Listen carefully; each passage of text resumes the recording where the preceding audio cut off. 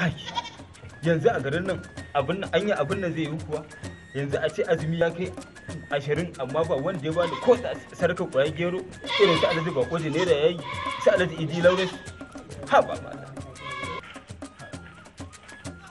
salamu alaikum. Wa alaikum salamu. Malam, tambaya nake da ita. Tambaya? To fa. To Allah isa na sani. Watan malam, ni ne cikin azumi na taɓa matata. Mata ka taɓa cikin azumi? Ka ci kundin ubanka. Yaro, ka aikata alkaba'i. Ka aikata alkaba'i.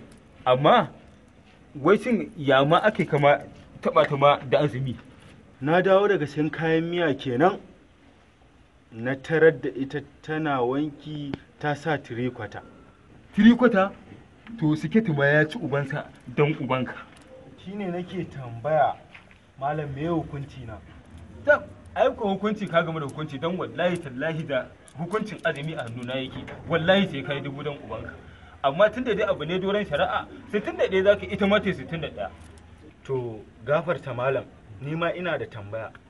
In dai cikin wannan shinkinkin da ka aikata ne, Allah isa na sani. Me hukuncin malamin da idan jahili ya mai tambaya yake zage-zage? Wannan malamin, ai mahaukaci ne.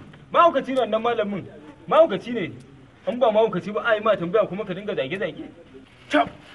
Malam, ashe kai ma mahaukacin ne? Au yanzu kana nufin dama ni ne mahaukacin dan ubanka?